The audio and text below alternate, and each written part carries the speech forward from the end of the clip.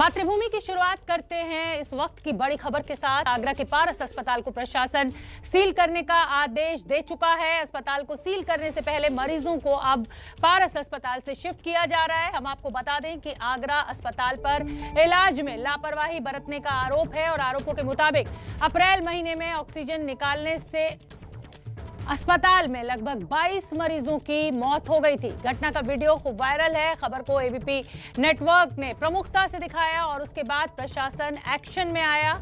अस्पताल को सील करने के और मामले की जांच के आदेश जारी कर दिए गए हैं।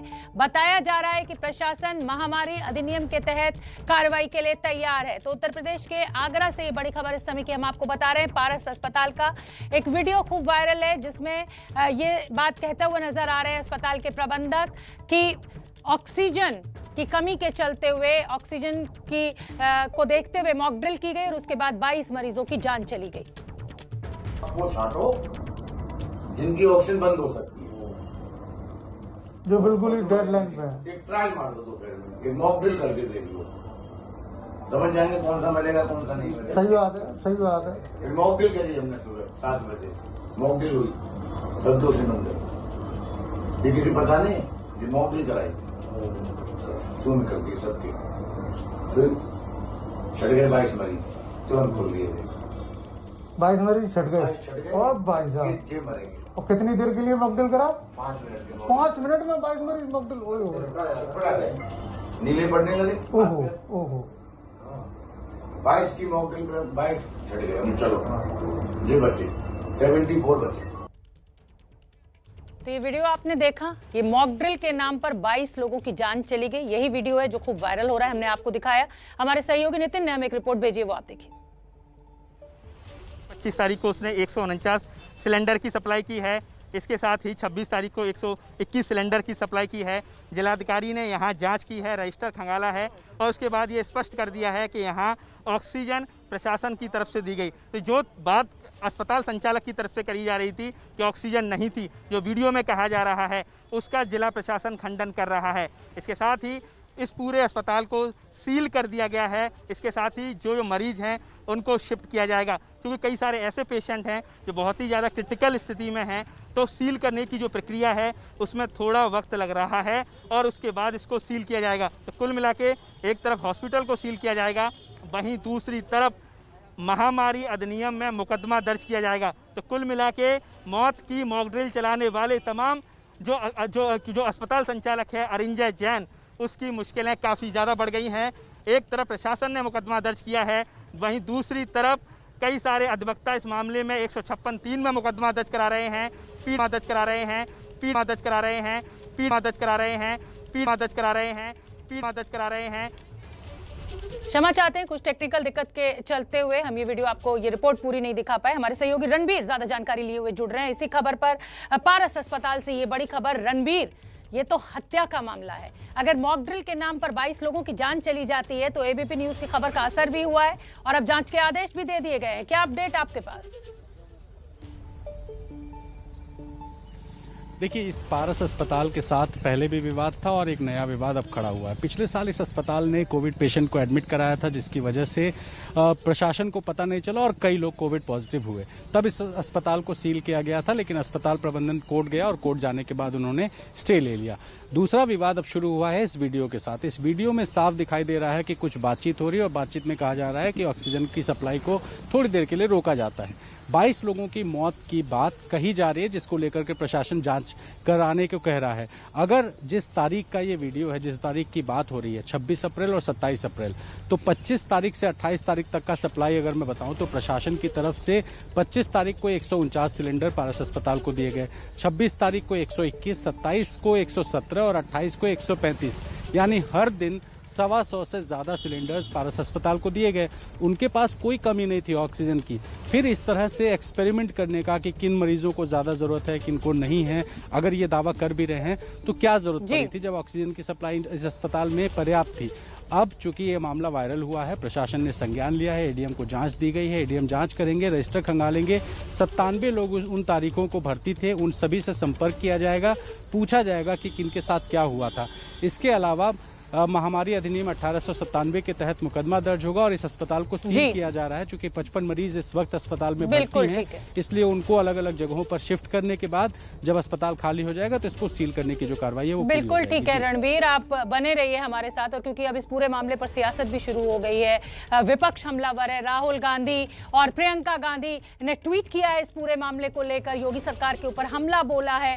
पारस अस्पताल के इस मामले को लेकर राहुल गांधी का ये ट्वीट। बीजेपी राज्य में ऑक्सीजन और मानवता दोनों की भारी कमी है। इस खतरनाक अपराध के जिम्मेदार सभी लोगों पर कार्रवाई होनी चाहिए। ये राहुल गांधी का ट्वीट हम आपको दिखा रहे हैं। और राहुल गांधी ही नहीं, प्रियंका गांधी ने भी ट्वीट किया, वो भी हमलावर उत्तर प्रदेश सरकार के ऊपर। और जिस तरीके से आप इस ट्वीट को देखिए, मैंने ऑक्सीजन की कमी नहीं होने दी, ये पीएम लिखकर उन्होंने ये बात कही। फिर सीएम वो लिखती हैं ऑक्सीजन की कोई कमी नहीं, अफवाह फैलाने वालों की संपत्ति जब्त होगी। योगी सरकार के ऊपर बड़ा हमला इस ट्वीट के जरिए। प्रियंका गांधी का मंत्री, मरीजों को जरूरत भर ऑक्सीजन दें, ज्यादा ऑक्सीजन ना दें। उसके बाद आगे प्रियंका गांधी लिखती हैं, ये तो पीएम, सीएम और मंत्री की बात लिखी। आगरा अस्पताल, ऑक्सीजन खत्म थी, 22 मरीजों की ऑक्सीजन बंद करके मॉक ड्रिल की। ये प्रियंका गांधी, महासचिव कांग्रेस की, उनका ट्वीट। आगे उन्होंने लिखा, जिम्मेदार कौन? तो कुल मिलाकर राहुल गांधी और प्रियंका गांधी इस पूरे मामले को लेकर हमलावर। और एक बार वो वीडियो आपको फिर सुनवा देते हैं कि मॉक ड्रिल की बात कहकर किस तरीके से 22 लोगों की जान जाने की बात सामने आई है। वो छांटो जिनकी ऑक्सीजन बंद हो सकती है, जो बिल्कुल ही डेडलाइन पे है। एक ट्रायल मार दो, ये मॉक ड्रिल करके देख लो, समझ जाएंगे कौन सा मरेगा कौन सा नहीं मरेगा। सही बात है, सही बात है। मॉक ड्रिल करी हमने सुबह 7 बजे, मॉक ड्रिल हुई सब्दों से मंदिर। ये किसी पता नहीं, ये मॉक ड्रिल कराई सुन करके सबके। फिर छट गए 22 मरीज, तुरंत खोल दिए। 22 मरीज छट गए और भाई साहब मरेंगे। और कितनी देर के लिए मॉकड्रिल करा? 5 मिनट के। 5 मिनट में 22 मरीज मॉकड्रिल। नीले पड़ने लगे। ओहो ओहो, 22 की मॉकड्रिल में 22 छट गए। चलो जी बचे 74 बचे। और हमारे रिपोर्टर रणबीर लगातार इस खबर पर नजर बनाए हुए हैं, हमारे साथ जुड़े भी हुए हैं। रणबीर, ये 2 ट्वीट भी हमने अपने दर्शकों को दिखाए। विपक्ष हमलावर है, पहले कोरोना को लेकर प्रियंका गांधी लगातार हमलावर रही योगी सरकार के ऊपर, और अब ये पारस अस्पताल का मामला, सियासत पूरे जोर पर। देखिए, सियासत का काम है सियासत करना, आरोप प्रत्यारोप करना, लेकिन एक बड़ा सवाल ये है कि जब पीक टाइम था, जब ऑक्सीजन की बहुत ज़्यादा किल्लत थी पूरे प्रदेश में, तब भी पारस अस्पताल को पर्याप्त नंबर ऑफ सिलेंडर्स मिले थे। 25 से 28 तक का मैंने अभी आंकड़ा बताया था। तो जब उस अस्पताल में नंबर्स पर्याप्त हैं और अगर कोई दिक्कत होती तो वो ज़िला प्रशासन को सूचित कर सकते थे। अस्पताल प्रबंधन पर सीधा सीधा एक सवाल उठता है कि आखिर experiment, mock drill, quote and quote जिसको मॉक ड्रिल कहा जा रहा है, उसको करने की ज़रूरत आखिर क्यों थी? प्रशासन जहाँ से भी इंतज़ाम करके दे पा रहा था, लेकिन 125 से ज़्यादा सिलेंडर्स हर दिन लगभग उनको दिए गए हैं। तो मरीज़ वहाँ एडमिट है, इस बात की पड़ताल करने की आखिर ज़रूरत क्या पड़ी थी कि किनको ज़्यादा ऑक्सीजन की ज़रूरत है, किनको ज़रूरत नहीं है, अगर कम हो जाएगा तो किन मरीज़ों को ऑक्सीजन सप्लाई से दूर रखा जा सकता है। तो इस तरह के तमाम सारे अपने अपने पक्ष हैं। सरकार की तरफ से, प्रशासन की तरफ से जो ऑक्सीजन सप्लाई थी वो पर्याप्त थी। अब आरोप किसी पर भी विपक्ष लगा सकता है, लेकिन ये पूरी जिम्मेदारी उस अस्पताल की है। चूँकि इस अस्पताल को पिछले साल भी सील किया गया था, तो जाहिर है गंभीर आरोप थे इसके खिलाफ, तभी प्रशासन ने कार्रवाई की थी। फिर ये कोर्ट से चूंकि स्टे लाए थे, इसलिए उस स्टे को कोई कुछ नहीं कर सकता था। इसलिए इस अस्पताल में कोविड का इलाज चल रहा था और इलाज चलने के बाद अब ये जो नया विवाद है, फिर से प्रशासन अपनी कार्रवाई कर रहा है, सील कर रहा है, मरीजों को शिफ्ट करने की कार्रवाई हो रही है, मुकदमा दर्ज हो रहा है। लेकिन ये एक बिल्कुल सही बात है कि आखिर पारस अस्पताल के साथ ही ऐसा क्यों होता है, ये बड़ा सवाल है। मथुरा रोड पर ये अस्पताल है। पिछले साल जब आगरा में 800 से ज़्यादा केसेस आए थे, तब भी मैं गया था, तो तमाम सारे लोग थे इस अस्पताल पे गंभीर आरोप लगा रहे थे। देखना होगा इसका क्या होगा। बिल्कुल रणबीर, और संवेदनहीनता इस बात से भी पता चलती है कि 2 मिनट के लिए ऑक्सीजन बंद कीजिए, जिसको मरना होगा वो मर जाएगा, जिसको जीना होगा वो जी जाएगा। अगर ये इस तरीके के अस्पताल प्रबंधन का इस तरीके का रवैया है, तो मरीज कितने सुरक्षित होंगे इस अस्पताल में, ये भी एक गंभीर सवाल है। और शायद इसी पूरे मामले को देखते हुए जांच का आदेश दे दिया गया है। उधर वायरल वीडियो पर पारस अस्पताल के संचालक अरिंजय जैन अब सफाई दे रहे हैं। अरिंजय जैन ने ऑक्सीजन की कमी के कारण मरीजों की मौत से साफ इनकार किया। मॉक ड्रिल का मतलब है पेशेंट की ऑक्सीजन बंद कर देना नहीं। हमने साफ नहीं कहा है, मैंने ये कहा कि 7 बजे मॉक ड्रिल की गई, जिसमें 22 मरीज छट गए। छट गए माने वो मरीज थे जो बहुत क्रिटिकल थे, जो हाई फ्लो पर थे, बाईपैप पर थे, वेंटिलेटर पर थे, जिनकी ऑक्सीजन से बिल्कुल कंप्रोमाइज नहीं किया जा सकता था। अगर ऑक्सीजन की किल्लत आती तो वो मरीज सबसे पहले प्रभावित होते, उनके जीवन खतरे में पड़ते। और इसमें हमारे यहाँ 26 तारीख में, 27 तारीख में कोई 22 मौतें नहीं हुई हैं।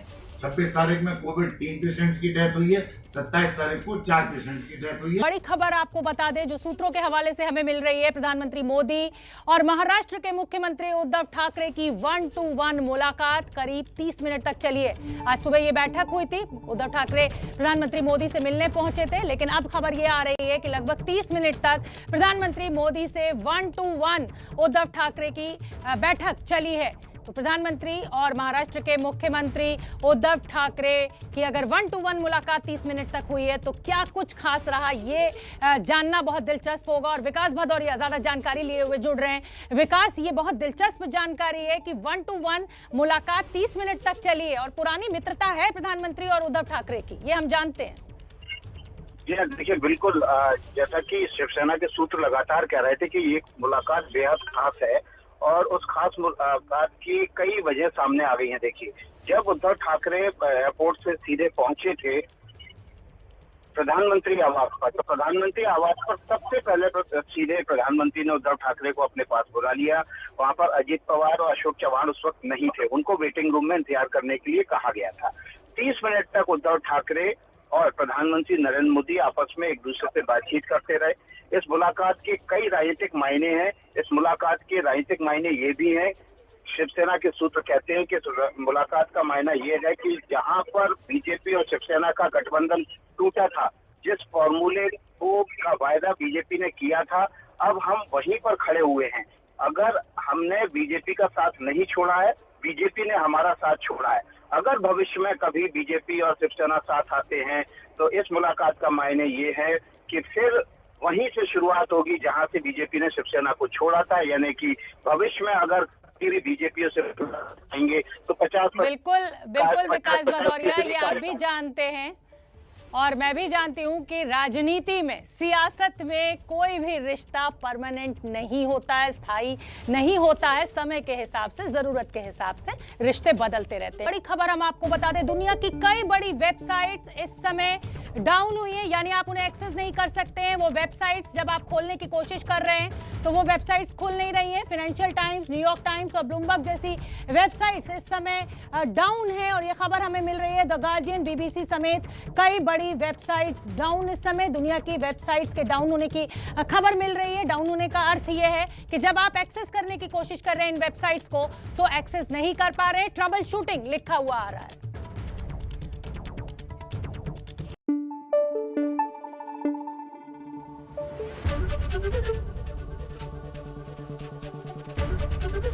एबीपी न्यूज आपको रखे आगे।